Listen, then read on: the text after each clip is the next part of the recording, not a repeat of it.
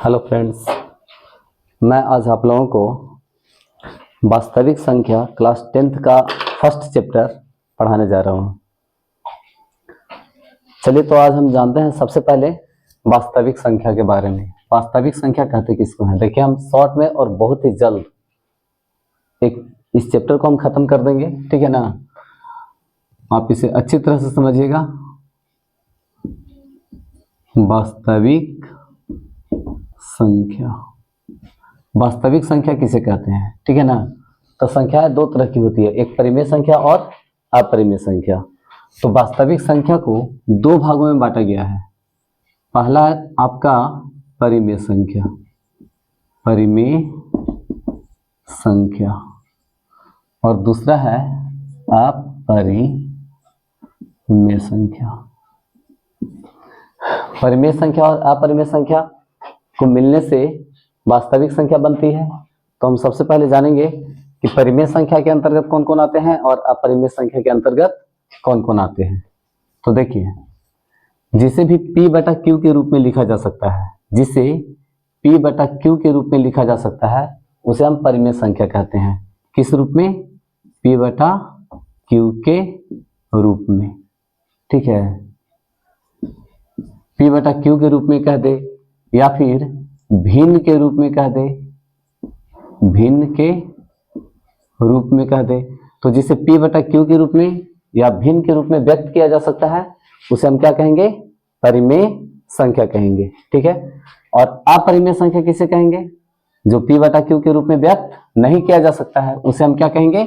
अपरिमेय संख्या कहेंगे। जिसे P बटा Q के रूप में व्यक्त नहीं किया जा सके, ठीक है ना, उसे क्या बोलेंगे?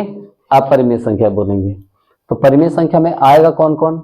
तो इसमें भी पॉजिटिव और निगेटिव दोनों आ जाएंगे, इसमें भी पॉजिटिव और निगेटिव दोनों आ जाएंगे, प्लस वाला हो या माइनस वाला हो, दोनों ही आएंगे। जैसे में देखिए, 3 हो गया, 4 हो गया, 2/5 हो गया, -7/12 हो गया, ठीक है। ये सभी P बाई Q के रूप में हैं। जैसे अगर मान लेते हैं कि 3 के बारे में हम कहें कि 3 कैसे P बटा Q के रूप में है, तो इसके नीचे कुछ नहीं तो कितना 1 ले सकते हैं, इसके नीचे भी कुछ नहीं तो कितना 1 ले सकते हैं। तो इसलिए ये सारे के सारे P बटा Q के रूप में व्यक्त किए जा सकते हैं। और जो P बटा Q के रूप में व्यक्त किया जाएगा, उसे हम क्या कहेंगे? परिमेय संख्या कहेंगे। और जिसे व्यक्त नहीं किया जा सकता, उसे क्या कहेंगे? अपरिमेय संख्या कहेंगे, ठीक है। तो देखिए, इसको आपने देखा। अब यहां देखिए, जैसे √2 है, इसे हम P बटा Q के रूप में व्यक्त नहीं कर सकेंगे। अगर इसका वर्गमूल भी हम निकालना चाहें तो पूरा पूरा इसका मान आता ही नहीं है, इसलिए P बटा Q के रूप में व्यक्त नहीं किया जा सकता है। इसके बाद जैसे √5 है, तो √5 का भी मान पूरा पूरा हम व्यक्त नहीं कर सकते हैं, ठीक है ना। इसका भी पूरा पूरा मान हम नहीं निकाल पाएंगे, इसलिए ये भी क्या है? एक अपरिमेय संख्या। अपरिमेय संख्या के साथ मान लेते हैं कि चलिए 5 ले लेते हैं, √5/7 दे दिया, तो ये भी अपरिमेय संख्या है, क्योंकि √5 का मान निकलता ही नहीं है। और जिसका मान निकलेगा ही नहीं पूरा पूरा, तो वो तो अपरिमेय है। तो इसके साथ जो भी रहेंगे सब के सब अपरिमेय हो जाएंगे, ठीक है ना। तो √5 हो गया, ठीक है, √7 हो गया, ये सारे के सारे क्या है? अपरिमेय है। लेकिन जरा देखिए, अगर दे देता है √9, कितना? √9, तो √9 का मान जो है किसके? 3 के 9, 3 के बराबर है। √9 का वर्गमूल तो 3 निकल जाता है, तो इसे हम क्या कहेंगे? परिमेय संख्या कहेंगे, ठीक है। और जहां पे √7 दे दिया, √5 दे दिया, √2 दे दिया, ठीक है, -√5/9 दे दिया, ये सारे के सारे क्या है? आपका अपरिमेय संख्या है। कौन सी संख्या है? अपरिमेय संख्या है। समझ में आ रहा होगा आप लोगों को, ठीक है। देखिए, आगे हम चलते हैं। इसके बाद देखिए, इसके बाद इसमें आपको पढ़ना है भाग एल्गोरिथम, भाग एल्गोरिथम, ठीक है ना। देखिए, तो हम चले इसके बाद जानेंगे किसके बारे में? भाग एल्गोरिथम, ठीक है। भाग एल्गोरिथम जो है एक सिद्ध कथन है, ठीक है। एल्गोरिज्म ने ये बताए थे एक इसके बारे में, भाग के बारे में, ठीक है ना, जिसमें उन्होंने एक सूत्र दिए थे, ए बराबर बी क्यू प्लस आर, ए बराबर बी क्यू प्लस आर। देखिए ए क्या होता है, बी क्या होता है, पी क्या होता है, आर क्या होता है, क्यू क्या होता है, हम इसके बारे में जानेंगे। सबसे पहले देखिए, अगर हम मान लेते हैं किसी संख्या से, जैसे 2 से, ठीक है, एक संख्या ले लेते हैं जैसे 15, इसको में हम भाग लगाते हैं तो कितना बार में लगेगा, तो 2 सते 14, कितना बार में लगा 14, शेष में यहाँ कितना बच गया, एक आपका बच गया, एक हो गया शेष। तो इसको हम कहते हैं भाज्य, इसको क्या बोलेंगे, भाज्य बोलेंगे, इसको क्या बोलेंगे, भाजक, क्योंकि इसको से इसमें भाग लगा रहे हैं, तो ये हो गया आपका भाजक, और ये हो गया आपका भागफल, भागफल, और ये है आपका शेषफल, ये है आपका क्या, शेषफल, ठीक है। अब देखिए इसके बीच में एक संबंध होता है, अगर हम इसको और इसको में मल्टीप्लाई कर दें, क्या कर दें, मल्टीप्लाई, और मल्टीप्लाई करके अगर इसको हम इसमें ऐड कर देते हैं, क्या करेंगे, ऐड करेंगे, तो हमारा ये मिल जाता है, समझ रहे हैं ना, ठीक है, ये हमको ज्ञात हो जाएगा। जैसे देखिए यहां पर भाज्य बराबर भाजक गुने भागफल जोड़ शेष, ठीक है ना, भाज्य बराबर क्या होता है, भाजक गुने भागफल जोड़ शेष, ठीक है। अब यहां देखिए भाज्य यहां पर कितना है 15, तो हम चलिए ले लेते हैं 15, 15 बराबर आपका हो जाएगा, ठीक है ना। अब भाजक कह रहा है तो भाजक कितना है 2, तो 2 गुने भागफल कितना है 7, और जोड़ शेषफल कितना आया 1, ठीक है। तो इधर भी देखिए 15 है, 7 दूना 14 जोड़ 1, ठीक है ना, बराबर कितना, चलिए 15 बराबर 15, दोनों तरफ देख रहे हैं कि आप सेम आ जा रहा है। इसी कथन को लिखा था, ठीक है ना, ए बराबर बी क्यू प्लस आर, ए बराबर बी क्यू प्लस आर, ठीक है। तो इसमें देखिए ए जो हो गया आपका, ए हो गया आपका भाज्य, ठीक है ना, अब बी हो गया भाजक, ठीक है ना, भाजक गुने भागफल, और प्लस आर हो गया आपका शेषफल, आर हो गया शेषफल, ठीक है ना। तो इस सूत्र का हम प्रयोग करते हैं, भाज्य बराबर भाजक गुने भागफल जोड़ शेषफल, ठीक है। इसको से हमारा बहुत सारे क्वेश्चन इस पे सॉल्यूशन होंगे, ठीक है। इसमें देखिए इसमें कुछ सूत्र होते हैं, तो चलिए हम आगे आपको बताते हैं इसका कुछ आगे का सूत्र, ठीक है।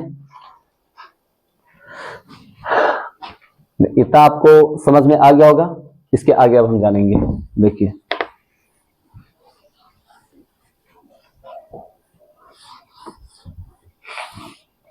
चलिए इतना में हो जाएगा। देखिए अगर ए बराबर, अभी हमने क्या बताया आपको, बी क्यू प्लस आर, ए बराबर बी क्यू प्लस आर, तो चलिए जानेंगे। इसमें जो शेषफल होता है आपका आर, ठीक है ना, वो सदैव जो होता है इसको से छोटा होगा, ठीक है ना। शेषफल को किससे, ए से, यानी भाजक से आपका क्या आना चाहिए, छोटा आना चाहिए, ठीक है ना। तो आर शेषफल जो होता है, शेषफल एक सूत्र होती है यहाँ पर, ठीक है ना, 0 से बड़ा या बराबर आपका क्या होगा, आर होगा, ठीक है ना, और इससे बड़ा आपका ए हो जाता है। देखिए 0 से बड़ा या बराबर क्या होगा आर, और इसको से बड़ा आपका जिसे हम भाग लगाते हैं बी, ठीक है ना, इससे बड़ा कौन होगा, बी होगा, समझ रहे हैं ना। तो देखें कैसे होगी, अगर मान लेते हैं कि किसी संख्या, जैसे अभी हमने जो उदाहरण लिया था 2 से हमने भागा लगाया था किस में, 15 में, कितना बार में लगाए थे, 7 बार में, 2 सते 14, शेषफल कितना बचा था 1, ठीक है।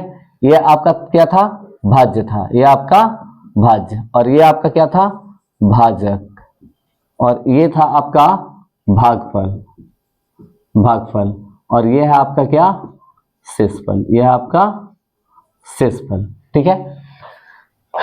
इसका वैल्यू a है, ठीक है ना। यहां जिससे हम भागा लगा रहे हैं वो है आपका b, और यहां आपको ये जो आता है ये है आपका p, q, और ये है आपका r। ये आप समझ रहे होंगे। तो यहां देखिए जो r का वैल्यू रहता है, या अगर पूरा पूरा कट जाती, यहां जो अंक जिससे हम भागा दे रहे हैं अगर उससे ये पूरा पूरा कट जाता तो यहां पर कितना आ जाता, 0 आ जाता। अगर पूरा पूरा नहीं कटा तो कुछ शेष बच गए, लेकिन शेष में जो भी आया, ठीक है, वो हमेशा किसको से, 0 से बड़ा या तो r का 0 से बड़ा या बराबर कौन होता है, r होता है, ठीक है ना। और इसको से बड़ा कौन होता है, b होता है, ठीक है ना। तो देखिए b जो है सदैव आपका r से, शेषफल से, यानी इसको से सदैव ये बड़ा रहेगा।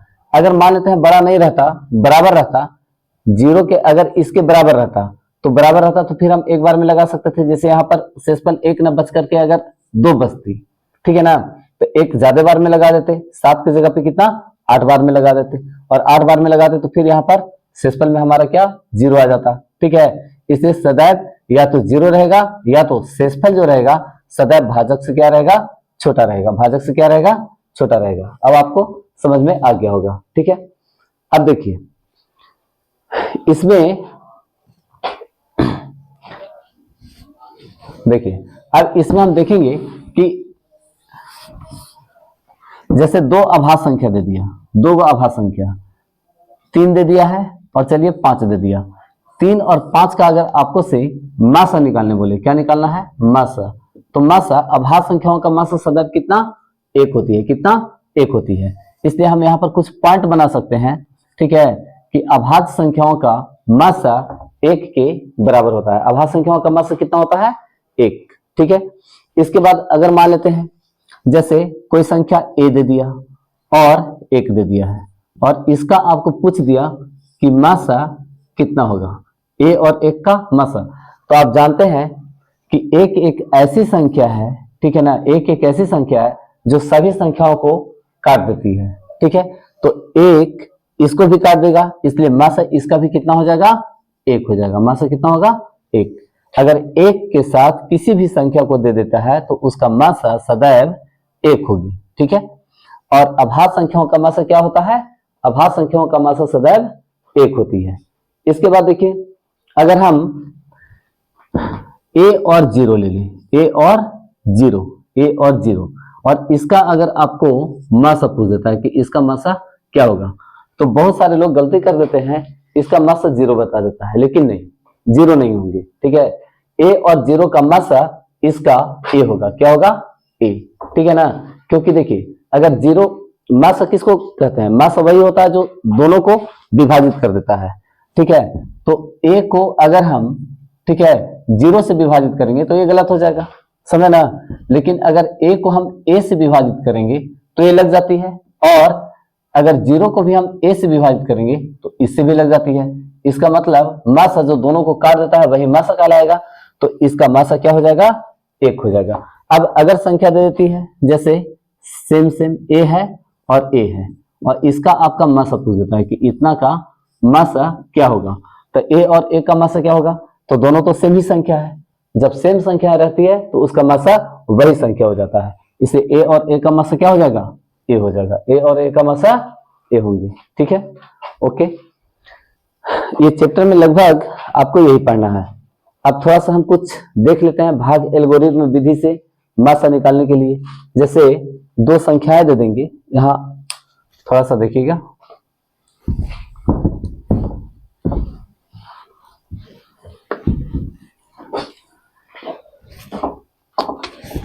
ओके।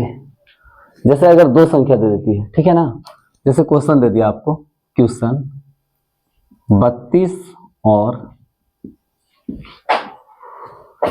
चलिए 56 ले लेते हैं। 56 का मासा भाग एल्गोरिथ्म विधि द्वारा ज्ञात करें। ये क्वेश्चन दे दिया, 32 और 56 का मासा भाग एल्गोरिथ्म विधि द्वारा ज्ञात करें। कैसे ज्ञात करना है? तो हमने अभी एक सूत्र सीखा था, ठीक है ना, ए बराबर, ठीक है, बी क्यू प्लस आर, ए बराबर बी क्यू प्लस आर। तो जो बड़ा अंक है उसको ए की जगह लेना है, बड़े अंक को कहाँ, ए की जगह, तो ए की जगह आ जाएगा 56 अब बराबर, ठीक है, बी की जगह पे हम छोटे अंक को ले लेंगे, बी की जगह आ जाएगा 32, ठीक है ना।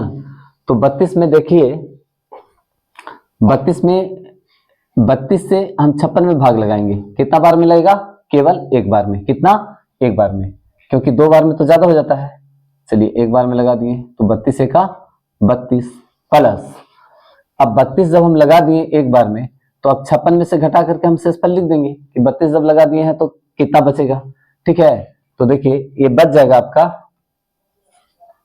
24, कितना बचा, 24, 56, 6 में से 2 गया 4 और 5 में से 3 गया 2, ठीक है, 24 बचाएंगे।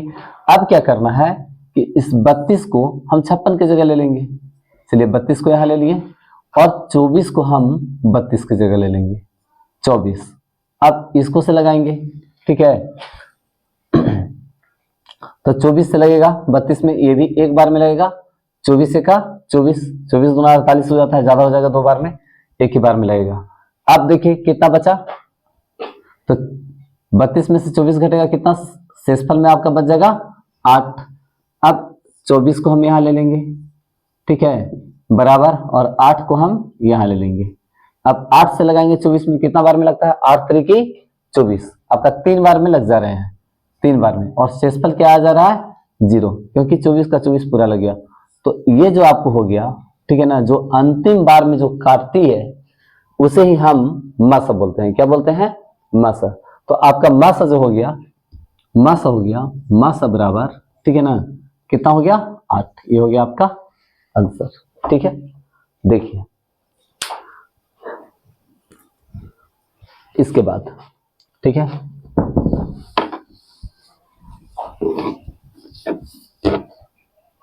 देखिए अगर क्वेश्चन में कह देता है, जैसे क्वेश्चन एक दे दिया, ठीक है, इसी उदाहरण पे हम ले रहे हैं, ठीक है, 32 और 56 का मासा ज्ञात कर मासा की सहायता से, ठीक है, लसा ज्ञात करें। अगर क्वेश्चन इस तरह से दे देती है कि 32 और 56 का मासा ज्ञात कर, मासा की सहायता से लसा ज्ञात करें, तो हम कैसे ज्ञात करेंगे, तो सबसे पहले तो 32 और 56 का हमको मासा ज्ञात करना पड़ेगा। तो 32 और 56 का अभी तो हमने जस्ट ज्ञात किया है, तो आप जान रहे हैं, ठीक है ना। तो हम लिखेंगे, चूंकि देखिए 32 और 56 का मासा बराबर कितना आया था, 8 आया है, कितना, 8 आया है। अब एक सूत्र आप जानते हैं, ठीक है, लसा गुने मासा बराबर पहली संख्या गुने दूसरी संख्या, ठीक है। अब देखिए लासा और मासा का अगर हम गुना करते हैं, ठीक है, तो किसके बराबर होता है, पहली संख्या और दूसरी संख्या के गुणनफल के बराबर होता है, ठीक है ना। तो यहां पर आपका लासा तो ज्ञात करना है, तो हम लासा को लासा लिख देते हैं, लासा गुने मासा मेरा कितना आया है, 8 बराबर पहली संख्या कितना दिया हुआ है, 32 और गुने दूसरी संख्या कितना है, 56, कितना है, 56, ठीक है। अब यहां से अगर हमको लासा ज्ञात करना है, तो देखिए लासा बराबर क्या हो जाएगा, तो 32 गुने 56 बटा कितना, 8, ठीक है। और 8 से 32 को काट दिए, 8 चौका 32, 56 में 4 से गुना करके आंसर लिख देंगे। चलिए तो देखते हैं, 6 से 6 चौका 24, 24 की 4 हाथ में रहा 2, ठीक है, 5 चौका 20, 20 और 2 22, हो गया 224 आपका आंसर। ये आ गया आपका लसा, ओके, ठीक है। अब देखिए इसके आधार पे ना आपका जो फर्स्ट चैप्टर का बीबीडी से आप बनाइएगा, पहला चैप्टर का ऑब्जेक्टिव पूरा बनाइएगा, ठीक है। उसके बाद जो भी आपका उसमें प्रॉब्लम रहेंगे वो हम कल सॉल्यूशन देंगे, ठीक है। तो नेक्स्ट डे एक दिन का आप इंतजार कीजिए, इसके बाद अगला दिन। Okay, that's all.